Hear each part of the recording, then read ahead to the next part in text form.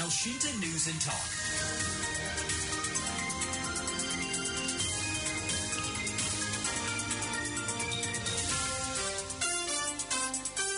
Pemerintah tengah menggodok skema pembatasan pembelian BBM bersubsidi jenis Pertalite agar lebih tepat sasaran. Kebijakan ini berencana melarang kelompok masyarakat mampu, khususnya yang berada di desil 9 dan 10, untuk membeli Pertalite. Bagian skala desil itu 1 hingga 10 ini mengukur tingkat kesejahteraan masyarakat berdasarkan data sosial ekonomi rumah tangga. Langkah ini diambil guna memastikan anggaran subsidi BBM bernilai ratusan triliun rupiah benar-benar dinikmati oleh masyarakat yang berhak dan membutuhkan. Bagaimana efektivitas pembatasan Pertalite berbasis desil ini dan seperti apa pengawasan agar pendataannya tepat sasaran di lapangan? Kita akan jumpai anggota Komisi 12 DPR RI, Edi Suparno. Elshinta News and Talk. Pak Edi, mungkin dari pertanyaan dasar terlebih dahulu, sudah tepatkah kemudian langkah pemerintah untuk melakukan pembatasan pembelian BBM terutama untuk yang jenis Pertalite karena bersubsidi dan juga BBM lain yang bersubsidi dengan pertimbangan desil-desil tertentu, Pak Edi? Ya, memang dari dulu sejak kami di Komisi 7, sekarang kan Komisi 12, sejak kami di Komisi 7, itu kami sudah menyuarakan perlunya ada penataan ulang terhadap proses pemberian subsidi, terutama untuk BBM, subsidi juga untuk LPG. Tapi kita bicara BBM sekarang, memang sekarang ini kita lihat BBM bersubsidi yaitu Pertalite dan biosolar, itu kan bebas untuk dilakukan pembeliannya oleh seluruh kalangan masyarakat. Padahal ini adalah BBM yang disubsidi oleh pemerintah dan nilai subsidinya tidak kecil. Ditambah lagi dan volume dari BBM baik itu Pertalite maupun solar itu meningkat dari tahun ke tahun. Nah, oleh karena itu sudah saatnya memang kita melakukan pembatasan terhadap subsidi tersebut agar lebih tepat sasaran. Memang tidak bisa langsung kita kemudian melakukan pemotongan subsidi volume subsidi itu secara drastis karena tentu ada masyarakat kalangan menengah yang juga sekarang ini sangat tergantung kepada BBM bersubsidi dan tidak perlu kemudian kita lakukan pembatasannya sehingga akhirnya daya beli juga merosot. Nah, oleh karena itu desil yang tertinggi yaitu desil 9-10 itulah yang mungkin paling pas untuk dijadikan desil yang pertama untuk terkena pembatasan terhadap pembelian Pertalite. Dan ini menurut saya perlu kemudian dituangkan di dalam payung hukum. Nah, ini payung hukumnya ini yang harus jelas merinci apa saja yang menjadi pembatasannya, siapa saja yang terkena pembatasan, dan apa saja sanksinya jika memang masih ada yang melakukan pembelian. Ini untuk penggunaan mobil dan motor berarti ya, Pak? Iya, untuk sepeda mobil dan sepeda motor tentu ya, karena kan ada sepeda motor yang juga termasuk sepeda motor premium gitu ya, sepeda motor cc besar, Harley dan lain-lain yang tentu tidak berhak nantinya untuk bisa melakukan pembelian dari BBM bersubsidi.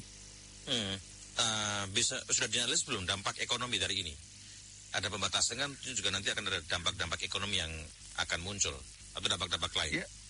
Ya, dampak ekonomi yang terbesar adalah satu, kita bisa melakukan penghematan dari anggaran untuk pembelian BBM ya, karena BBM itu kan juga banyak yang kita impor, terus kemudian BBM itu juga disubsidi, jadi 2 kali terkena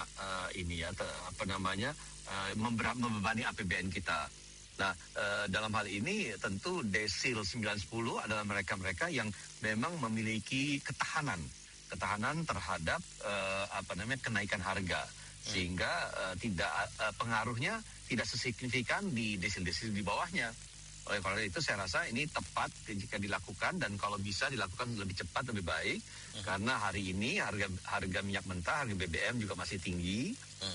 Belum juga kita juga masih belum mereda kondisi kurs kita, kurs rupiah itu. Jadi pada saat kursnya itu melemah, rupiahnya tentu membeli dan mengimpor BBM dan minyak mentah menjadi jauh lebih mahal daripada sebelum-sebelumnya.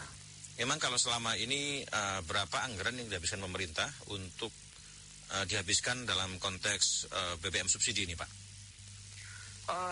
Angkanya tuh saya tidak hafal persis, tetapi total angka subsidi energi pemerintah itu 390 triliun rupiah. Mencakup subsidi BBM, mencakup subsidi listrik, dan mencakup juga subsidi dari LPG 3 kg. Jadi besar sekali. Nah, kalau kita lihat sekarang subsidi BBM khususnya Pertalite dan biosolar itu meningkat dari tahun ke tahun karena volume pemanfaatan penggunaannya juga meningkat. Nah, dan kemarin kita lihat dengan adanya kenaikan dari harga Pertamax, migrasi dari pemakai Pertamax ke Pertalite itu sangat tinggi juga. Sehingga kalau kita tidak batasi, nanti akan kuota Pertalite itu juga akan jebol nanti sebelum akhir tahun. Karena ini saya kira perlu dilakukan pembatasan. Oke, baik. Selama ini kan ada pembatasan untuk penggunaan mobil ya. Mobil itu harus menggunakan barcode, misal. Itu teknisnya. Kalau kita melihat evaluasi dulu nanti bagaimana penerapan ke depan. Kalau evaluasi dari penggunaan selama ini, pembatasan BBM untuk mobil yang menggunakan barcode itu apakah cukup efektif Pak melihatnya Pak? Sejauh ini efektif dari aspek mereka tercatat. Kita bisa mencatat siapa-siapa yang membeli BBM bersubsidi, tetapi tidak ada dibatasi. Nah, sekarang ini harus ada pembatasan sehingga mereka menggunakan barcode itu nanti terdeteksi apakah masuk di dalam desil yang memang berhak untuk bisa membeli BBM bersubsidi. Nah, ini yang saya kira secara teknis nanti perlu diatur lebih lanjut lagi. Tetapi yang jelas yang sedianya hari ini belum ada pembatasan terhadap kalangan masyarakat tertentu, nanti akan ada pembatasan setelah aturan hukumnya itu keluar dan dinyatakan sudah berlaku. Kalau melihat berkaitan dengan pengawasannya sendiri bagaimana? Tapi kalau sebelum dijawab sudah ada pendengar yang menunggu ya, daripada nanti pendengar menunggu lama, sudah ada 2 pendengar, Pak Mumu di Bandung dan juga ada Pak Soleh di Pasuruan. Kita akan ke Pak Mumu dulu di Bandung. Pak Mumu silahkan. Selamat siang Elsinta, selamat siang Pak Edi. Pak Edi Komisi 12 ya ini ya? Ya, Pak Edi Suparno dari fraksi PAN. Itu ekonomi sekarang ya, keuangan ya? Enggak Pak, itu energi Pak. Energi Pak. Energi ya, baik. Ya. Mungkin harusnya saya komen ini terkait Komisi Keuangan, tapi nggak apa-apa, mudah-mudahan Pak Edi tetap bisa menyuarakan suara kami masyarakat begitu ya. Gimana Pak? Yang soroti pertama adalah desil 1 sampai 10 itu menurut saya kebanyakan gitu. Harus dicukupi 3 saja. Desil 1 miskin, desil 2 menengah, desil 3 kaya. Jadi orang yang penghasilannya UMR ke bawah itu desil 1 udah miskin begitu. Nah, habis itu UMR sampai misalnya 20 juta per bulan itu menengah. Kemudian desil 3 itu orang kaya. Jadi itu lebih memudahkan pemerintah nantinya untuk kemudian bisa itu menempatkan bagaimana kemudian subsidi-subsidi ini bisa diserahkan begitu. Jadi masyarakat tidak perlu pusing. Saya desil 6 tapi penghasilan saya pas-pasan, saya nggak bisa beli Pertamax, tapi saya tidak diperbolehkan beli Pertalite. Nah, ini jadi pusing begitu. Nah, atau solusi yang menurut saya cukup signifikan pengaruhnya, ini yang kedua yang berarti ingin saya soroti adalah kalau begitu hapus saja Pak Edi Pertalite begitu. Toh pemerintah juga ingin mendukung supaya kita menggunakan bensin dengan oktan 92 begitu kan, yang outputnya setidaknya lebih bersih sedikit daripada oktan 90. Hapus saja Pertalite, alihkan subsidinya ke Pertamax. Jadi seluruh masyarakat menggunakan bahan bakar yang lebih bersih begitu. Jadi pemerintah tidak pusing, masyarakatnya juga ya sudahlah terima begitu.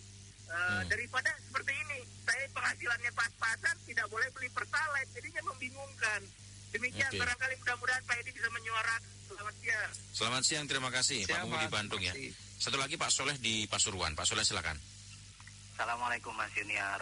Waalaikumsalam Pak Soleh. Silakan Pak Soleh. Siang menjelang sore Pak Edi. Jadi ya silakan.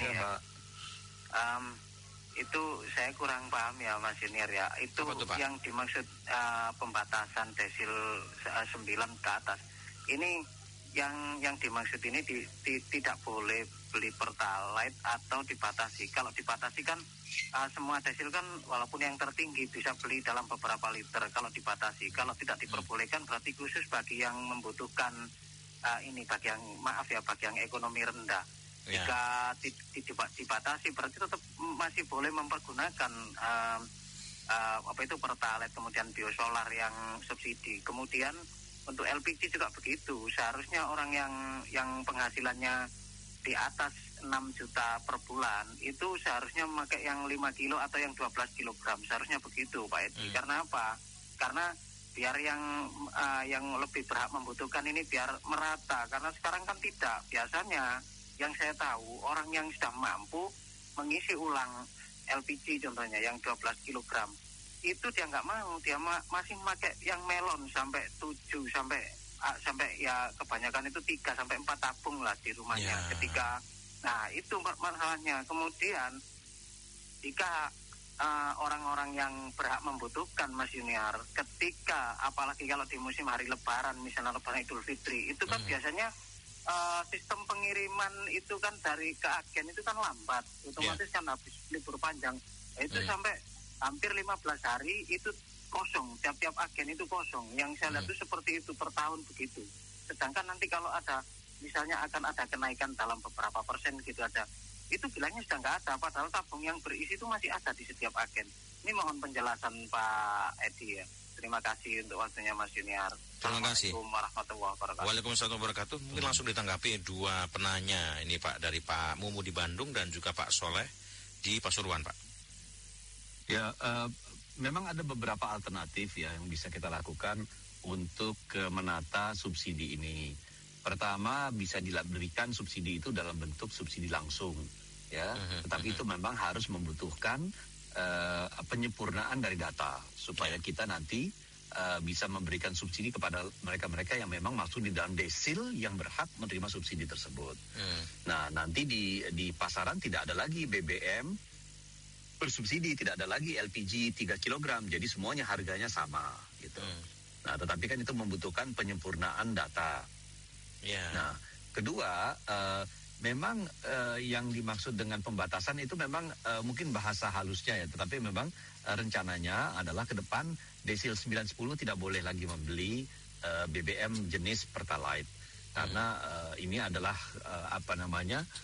bentuk dari keadilan bahwa mereka yang mampu ya mau tidak mau harus membeli BBM yang non subsidi. Dan ini saya kira bagus untuk penataannya. Dan apakah kemudian nanti bisa ditata lebih lanjut lagi? Saya kira kemungkinan itu besar ada.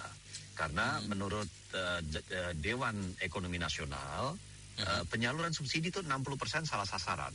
Jadi ruang untuk mengevaluasi serta menyempurnakan subsidi energi kita itu saya kira besar sekali.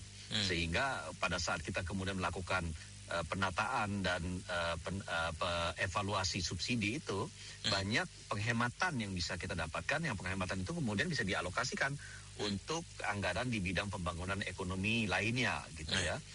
Jadi saya rasa ini salah satu di antara berbagai upaya yang sedang dilakukan. Tetapi yang paling penting sekarang ini adalah kita harus melihat dengan secara teliti ya. Jangan sampai daya beli masyarakat itu nanti jatuh. Jadi bagaimanapun juga sekarang dengan adanya langkah pertama untuk melakukan penataan melalui desil 910 itu ada upaya untuk menata ulang pembelian BBM subsidi dengan tidak mengganggu daya beli masyarakat. Nah, kedepannya kalaupun nanti dimungkinkan untuk masyarakat desil di bawah nomor 9, mungkin desil 7-8, mungkin itu pun bisa dilakukan evaluasinya. Tergantung memang kondisi perekonomian yang ada. Sekarang ini kan kondisi perekonomiannya boleh dikatakan penuh dengan gejolak geopolitik ya, sehingga harga nilai rupiah kita anjlok, terus kemudian harga barang karena diimpor itu juga menjadi mahal, sehingga hari ini mungkin harus ditahan dulu. Momentumnya belum pas untuk melakukan penataan subsidi untuk desil di bawah desil 9. Demikian. Baik. Kalau melihat untuk desil ini pembatasannya apakah nanti akan bertahap, Pak? Semisal hanya desil 9-10 saja atau nanti akan berkembang ke desil berikutnya? Atau seperti apa, Pak? Makanya ya saya melihatnya karena karena ada kemungkinan kita untuk bisa melihat lebih jauh lagi menata subsidinya, bisa saja suatu ketika desil 78 gitu misalnya dilakukan evaluasi juga. Tetapi kembali lagi, ini harus membutuhkan kajian agar tidak terjadi pelemahan daya beli masyarakat. Ini menurut saya sangat penting, karena daya beli masyarakatlah yang selama ini menggenjot perekonomian kita. Pertumbuhan ekonomi itu ya karena konsumsi masyarakat. Jadi konsumsi masyarakat tidak boleh dikorbankan karenanya. Nah, ini yang menjadi pertimbangan. Tetapi ruang untuk itu saya kira tetap terbuka. Tetapi kita melihat momentum yang tepat untuk melakukan itu dengan pertimbangan daya beli masyarakat. Baik, saya bacakan lagi pesan singkat dari pendengar. Pak, saya penghasilan hanya sekitar 3 juta per bulan. Saya pengguna mobil dengan mobil cc sekitar 1.400. Cuma ketika mengajukan di My Pertamina kok gagal terus ya Pak. Padahal kan gaji saya nggak besar untuk Pertalite. Ini bagaimana? Apakah ada solusi? Ini yang pertama. Kemudian yang kedua ada dari Pak Toto yang memang setuju ada pembatasan desil semacam ini. Kalau bisa tidak hanya di BBM tapi juga di gas. Karena sekarang penggunaan gas untuk 3 kg di lapangan ugal-ugalan. Apalagi yang beli di eceran begitu. Tanggapannya bagaimana Pak? 2 pendapat dari pendengar ini. Ya, pertama mungkin untuk gas itu memang harus ditata, karena gas ini kan barang bersubsidi dan saat ini memang kita sempat mengalami disrupsi untuk impor LPG, karena memang kondisi LPG-nya sedang diperebutkan di seluruh dunia akibat penutupan Selat Hormuz. Sehingga di bawah itu perlu ada monitoring dan penegakan hukum yang kuat terhadap mereka-mereka yang melakukan satu penimbunan LPG, atau kedua mereka melakukan memberikan kenaikan harga yang memang tidak sesuai dengan ketentuan pemerintah ya. Jadi ini yang kemudian membuat kita berpikir bahwa ada baiknya kalau LPG pun nanti bisa ditata ulang subsidinya, tata cara pemberiannya diberikan aja langsung. Tidak perlu nanti dengan adanya dualisme harga yang sekarang ini berlaku. Nah, terus untuk yang tadi, yang pertanyaan pertama, kalau boleh diulang lagi Mas, pertanyaan pertamanya tadi? Yang pertama tadi, ini ada pendengar yang menyampaikan, penggunaan Pertalite Pak katanya Pak. Dia punya mobilnya. Oh iya betul. Ya, dengan pendapatan 3 juta per bulan. Yeah. Cuma dia kok untuk mengajukan Pertalite gagal terus katanya. Ya mestinya sih tidak Pak, kecuali kalau Bapak punya mobil lebih dari 1 atau punya kendaraan yang sudah tercatat untuk membeli Pertalite itu lebih dari 1, misalnya ada mobil 1, ada motor 1 gitu ya. Itu nanti pasti akan tidak bisa terdaftar di My Pertaminanya. Tetapi mestinya sih tidak ya, kalau memang Bapak belum pernah mendaftar sebelumnya, dan karena semua orang pun sekarang bisa melakukan pendaftaran terhadap My Pertamina. Nanti apakah nanti pembeliannya bisa dilakukan dan berapa volume pembeliannya. Nah, itu tergantung dengan kondisi yang berubah mungkin dari waktu ke waktu. Tetapi secara umum saya kira tidak Pak. Jadi Bapak dengan gaji demikian ataupun saudara-saudara kita dengan gaji yang lebih rendah atau lebih tinggi daripada itu pun masih bisa mendaftarkan sesungguhnya di My Pertamina, karena sampai saat ini belum ada pembatasan. Selama ini kan untuk penggunaan data desil ataupun data masyarakat kan menggunakan data DTKS ya, yang digunakan. Ini ada beberapa pendengar yang saya simpulkan begini kira-kira Pak, masih belum yakini bahwa data itu benar-benar valid dan mutakhir.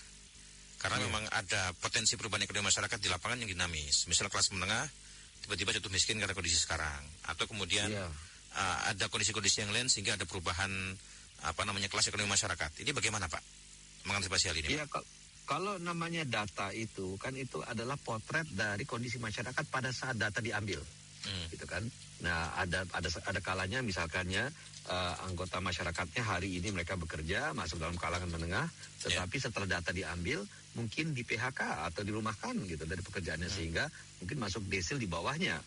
Nah, itu kan tidak tercapture oleh data tersebut karena sudah dipublikasikan datanya. Makanya sekarang ini pemerintah sedang melakukan sensus ulang, termasuk juga dalam rangka untuk menyempurnakan data terpadu sosial ekonomi nasional. Yang sensus ekonomi BPS ini ya? Iya, betul. Jadi ini untuk bisa mengetahui secara lebih akurat lagi kondisi perekonomian masyarakat. Nah, untuk bisa menyempurnakan data yang selama ini menjadi acuan kita untuk memberikan subsidi. Nah, ini yang saya kira penting agar masyarakat ikut berpartisipasi di dalam sensus tersebut untuk bisa memberikan gambaran yang lebih sempurna kepada kepada pemerintah bahwa ada kalangan masyarakat tertentu yang berada di desil-desil tertentu dan berhak untuk mendapatkan subsidi. Ada yang tidak gitu. Ini kurang lebih demikian. Oke, ada antisipasi tidak Pak berkaitan dengan penghematan anggaran yang barangkali cukup realistis untuk berkaitan dengan kondisi nanti kalau misal ini diimplementasikan.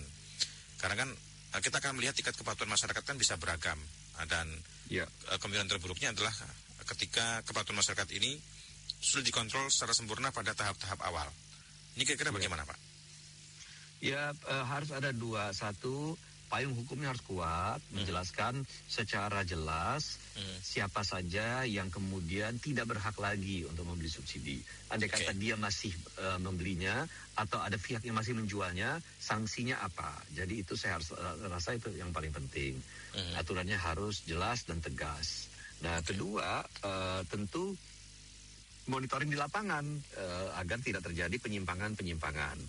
Tapi kalau kita bicara penghematan, andai kata ada penghematan 20% saja dari pemberian subsidi yang diberikan setahun itu kurang lebih 390 triliun, kan hampir 80 triliun penghematannya. Itu 20%. Gitu.